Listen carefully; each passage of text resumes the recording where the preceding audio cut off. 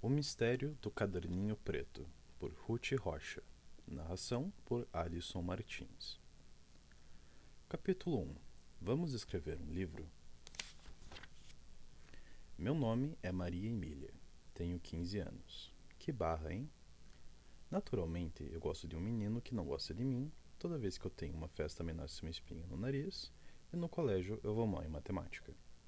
Minha mãe me acha mal criada. Meu pai me acha gênio. Eu odeio verduras em geral e espinafre em particular. Se eu gosto de alguma coisa, claro, eu gosto dos Titãs, da Marisa Monte e do Tom Cruise. Sou louca por bombom de cereja, filme de terror e revista de fofoca. Televisão, mais ou menos. Quero dizer, eu adoro, mas às vezes me enche um pouco. O que eu gosto mesmo, que nunca me cansa, é ler. Já li todos, quer dizer, quase todos os livros da Agatha Christie, adorei Alice e Ulisses, Porcos com Asas e Cronópios e Famas. E outros livros também, que eu bem que gosto de best-sellers. Por causa dos livros é que eu fiquei amiga do Pedro. O Pedro também adora ler. Ele me apresentou aos livros do Carlos Moraes e eu apresentei a ele os da Fanny Abramovich. A gente conversa sobre livros, troca livros, comenta o que está lendo. De repente, me deu vontade de escrever um livro. Se eu sei como se escreve? Eu não. Por isso mesmo convidei o Pedro para escrever junto comigo. Um dia, depois da aula, a gente se trancou no quartinho dos fundos lá de casa. Eu já tinha arranjado um montão de papel e uma máquina de escrever. E já tenho título, eu disse para o Pedro. Bye bye. Que raio de título é esse? Ué, eu disse. Não tem aquele livro que se chama Tchau? Por isso mesmo é que não é legal. Você me desculpe, mas para escrever um livro que já existe, é melhor comprar um pronto. Ai, Pedro, não começa. Não é implicância, não. Tem tanto livro no mundo, para que escrever outro? Só tem graça se a gente bolar um livro diferente que ninguém escreveu ainda, mesmo que não seja nenhuma obra-prima. Mas tem que ser uma coisa que a gente invente. Tá, você tem razão. Então a gente vai escrevendo. Na verdade, a gente tem que ter uma ideia boa para o livro. O título aparece. Na página ao lado, uma imagem do quarto, com o pôster dos Titãs na parede, uma prateleira à direita com objetos velhos. No telhado, um pássaro de enfeite pendurado. Em destaque está Pedro, um adolescente com camisa de estampa e calça jeans, e uma cadeira com pilhas de papel ao seu lado. Atrás dele, sentada à mesa, está Maria, uma adolescente de cabelos curtos e lisos, presos com um arco, sorrindo ao digitar em uma máquina. Você já tem alguma ideia? Fiquei pensando um pouquinho. Será que a gente tem que imaginar o livro inteiro antes de começar? Cada autor diz uma coisa. Uns dizem que quando começam já tem toda a história na cabeça. Outros dizem que vão inventando enquanto escrevem. E o que é que você conclui disso? Eu não concluo nada. É que cada autor tem um jeito diferente de escrever. Cada livro é diferente do outro. Mesmo quando o autor tem o livro inteirinho na cabeça, ele pode ir mudando enquanto escreve. Veja o Apanhador no Campo de Centeio. Tem toda a pinta de ter sido escrito de impulso. Já o Cronópios e Famas está na cara de que é um livro planejado, pensado. Agora, tem uma coisa que eu acho, eu disse. A gente tem que escrever sobre coisas que a gente conhece. Coisas, lugares, pessoas. Por isso, pensei em escrever uma história que se passe numa escola, com gente da nossa idade. Assim, eu sei do que as pessoas gostam, como elas falam, tem uma porção de gente para servir de modelo. Bom, mas se um escritor for escrever só o que ele já sabe, ele vai ficar escrevendo sempre o mesmo livro. Acho que é por isso que o escritor gosta tanto de viajar. É para conhecer gente nova, lugares diferentes, para ter novas ideias. Eu sempre fico pensando onde é que o escritor vai buscar as ideias dele. Ah, disse o Pedro, isso é fácil. O único lugar onde uma pessoa pode buscar ideias é na própria cabeça. Isso é claro, mas como é que tantas ideias entram na cabeça deles? Você acabou de dizer. É conversando, é observando, é lendo. Do mesmo jeito que as ideias entram na cabeça de qualquer um. O que o escritor precisa é costurar tudo isso. Juntar uma ideia com a outra. É, e precisa de uma história. Você já pensou numa? O Pedro perguntou. Bom, eu estava pensando em escrever uma história de mistério, meio policial. Sabe o professor Batista? Ele tem um caderninho onde anota tudo. O que será que ele anota? Ah, sei lá, e nem preciso saber. É só uma ideia para o livro. O Batista tem um cuidado danado com aquele caderninho. Não deixe ninguém chegar perto. Isso pode dar um mistério legal. Um professor que anota tudo que os alunos fazem de mal feito. Quando chegar o fim do ano, vai reprovar todo mundo. Todo mundo vai entrar pelo cano. Abaixo, uma imagem do professor Batista.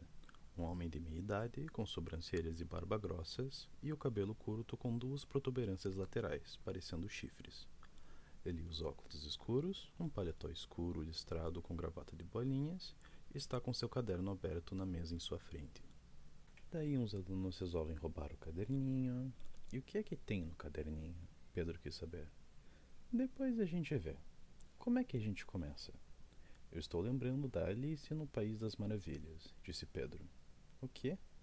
Aquele pedaço em que o coelho branco pergunta ao rei: Com licença de Vossa Majestade, devo começar por onde?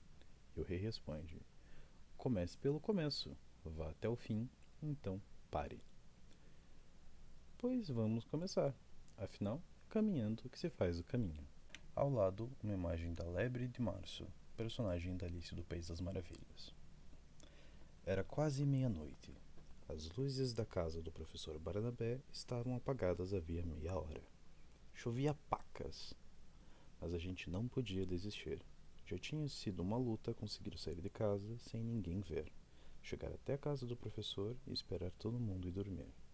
Era agora ou nunca. Mas antes, deixa eu te contar como é que nós nos metemos nesta.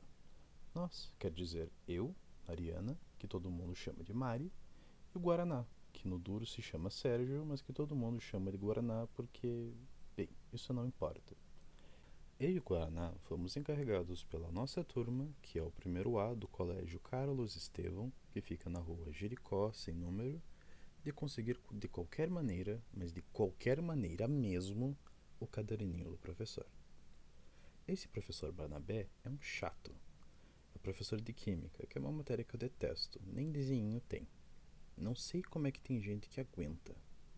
O Guaraná, para falar a verdade, gosta. Ele é capaz de decorar até aquelas tabelas horrorosas. Pois foi no primeiro dia de aula do curso do colegial, do Colégio Carlos Estevam, que apareceu o tal de professor Fadigas, de óculos escuros. Acho que ele usava óculos escuros para a gente não saber para onde ele estava olhando. E ele usava gravata e paletó todos os dias, de manhã até a noite. A Luciana diz que ele é lobisomem. Está bom, o Pedro disse, depois de ler. Mas você não fez como o rei mandou. Você não começou do começo. É, mas é só para fazer suspense. Agora eu pego do começo. E o nome do professor? Não era Barnabé? Era sim, mas acho que vou mudar para Fadigas. Você não acha o nome ótimo para professor? Esse negócio de nome é engraçado. Eu também não gosto de Guaraná. Acho que fica meio antigo. Então, Coca-Cola? Piorou. Esse personagem é meio sério, não é? É parecido com você. E eu tenho cara de Guaraná? Não tem não. Você não tem cara de ter apelido. Vou botar um nome sério. Antônio, João, Joaquim, Rodrigo. Essa história de lobisomem também não está com nada. Ninguém acredita em lobisomem. Ah, é? E os filmes de terror que todo mundo adora? Adora, mas não acredita. Se fosse pra valer, eu queria ver. E por que foi que você escolheu dois personagens principais? É porque parecem nós dois? Não, é porque assim eles podem discutir tudo. Você, que está sempre lembrando da Alice, lembra que ela diz logo no comecinho do livro: livro sem diálogo e sem figura não tem graça. O professor Fadigas parecia detetive de filme policial. Tinha mania de anotar tudo o que a gente fazia. Se alguém dava risada na aula, ele olhava por cima dos óculos, fazia uma cara horrível, tirava o caderninho preto do bolso e anotava.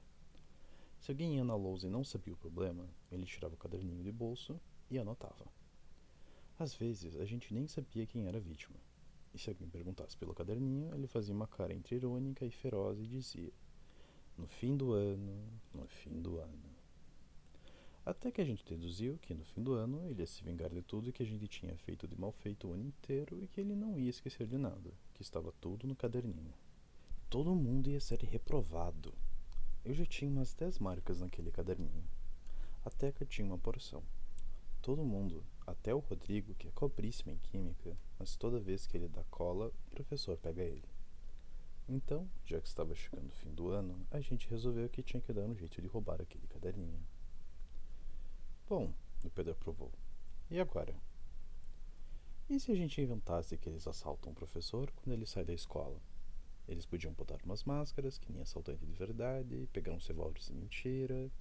Eu li no jornal que uns bandidos fugiram da cadeia usando revólveres de sabão.